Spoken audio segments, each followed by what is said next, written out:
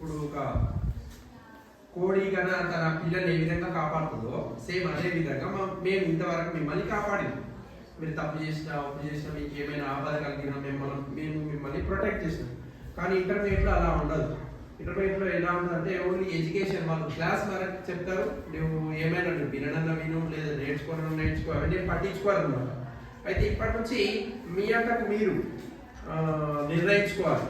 మనం భవిష్యత్తులో ముందరగా మంచిగా జాబ్స్ తెచ్చుకొని మన లైఫ్ని మంచిగా చేసుకోవాలా, లేదా మన లైఫ్ని ఇప్పటితోటే ఇంకా అందరిలాగా జులాయిగా తిరుగుతూ టైం పాస్ చేసి లైఫ్ని స్పాయిల్ చేసుకోవాలా అనేది మీ చేతుల్లో ఉంటుంది, పూర్తి డిసిషన్. ఇంకో చాలామంది మీ పేరెంట్స్ కూడా తెలియకపోవచ్చు మీరేం చదవాలో, తర్వాత మీరు ఏమి అవ్వాలో కూడా వాళ్ళు ఏమి చెప్పలేకపోవచ్చు. ఎందుకంటే వాళ్ళలో చాలామంది నిరక్షరాస్యులు ఉండొచ్చు. కాబట్టి మీరు సొంతంగా నేర్చుకోవడానికి తెలుసుకోవడానికి ట్రై చేయండి, ఒకరి మీద ఆధారపడకండి.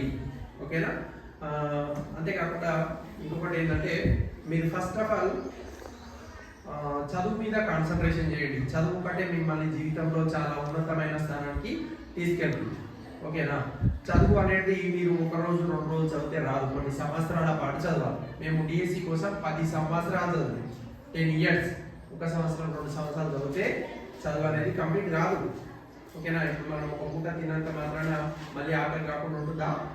కాదు కదా, నెక్స్ట్ టైం తినాల్సిందే. అట్లా చదువు కూడా సేమ్, ప్రతిరోజు మనం కొంచెం కొంచెం నేర్చుకుంటున్నారు. ముఖ్యంగా 10th క్లాస్ విద్యార్థులు ఏం చేయాలంటే మనకు ఉన్నటువంటి వనరుల్లో చాలా చాలా ఇంపార్టెంట్ వనరు ఏంటంటే టైం. దాన్ని ఎవరైతే సద్వినియోగం చేసుకుంటారో అది మిమ్మల్ని సమర్థవంతమైన లేదా మంచి పౌరులుగా నిలబెడుతుంది. ఎవరైతే దాన్ని దుర్వినియోగం చేస్తారో అది మిమ్మల్ని నాశనం చేస్తుంది. ఓకేనా? Time is very very precious thing in our life, the world also. ఓకేనా? దాన్ని మనం తిరిగి తీసుకురాలేము. ఇంకొకటి ఏంటంటే మీరు కోర్సెస్ సెలెక్షన్ అనేది పూర్తిగా మీ ఇష్ట ప్రకారం సెలెక్ట్ చేసుకోండి. మా ఫ్రెండ్ తీసుకున్నదనో, మా సార్ వాళ్ళు చెప్పిరనో, లేదా మా తల్లిదండ్రులు చెప్పిరనో కాకుండా మీకు ఏదైతే ఇంట్రెస్ట్ ఉంటుందో అదే తీసుకోండి. నాకు తెలిసి మ్యాథ్స్తో అవకాశాలు ఎక్కువ ఉంటాయి. ఎందుకంటే ఏ కాంపిటేటివ్ ఎగ్జామ్స్లో అయినా కూడా మనకు అర్థమెటిక్ మ్యాథ్స్ అవి ఎక్కువగా ఉంటాయి. మ్యాథ్స్ బ్యాంకింగ్లో కానీ, ఇంకా రైల్వేస్లో కానీ ఇంకా చాలా ఆపర్చునిటీస్ ఉన్నాయి.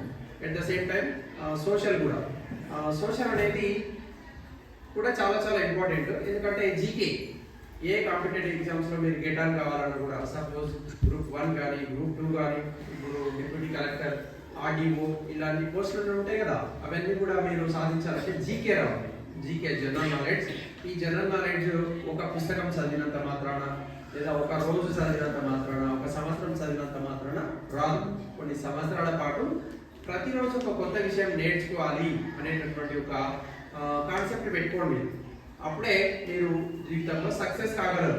ఇంకొకటి ఏంటంటే అయిపోయాక ఇంతవరకు నా జీవితం అయిపోయింది, ఫెయిల్ అయినా అని కూడా నిరాశ చెందొద్దు.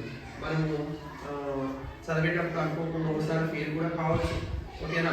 ఫెయిల్ అయినంత మాత్రాన మన జీవితం అప్పటితో ఏమి ముగిసిపోదు. ఓకేనా? అట్లాంటి నేను కూడా డిగ్రీలో ఫెయిల్ అయినా ఒక సబ్జెక్ట్, మళ్ళీ నెక్స్ట్ టైం పాస్ అయ్యాను.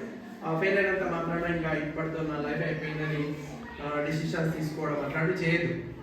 ఒకసారి ఫెయిల్ అయినా మళ్ళీసారి అవకాశం ఉంటుంది కదా, నేను ఎన్నిసార్లు ఓడిపోయినా గెలవడానికి మళ్ళీ ఒకసారి అవకాశం ఉంటుంది.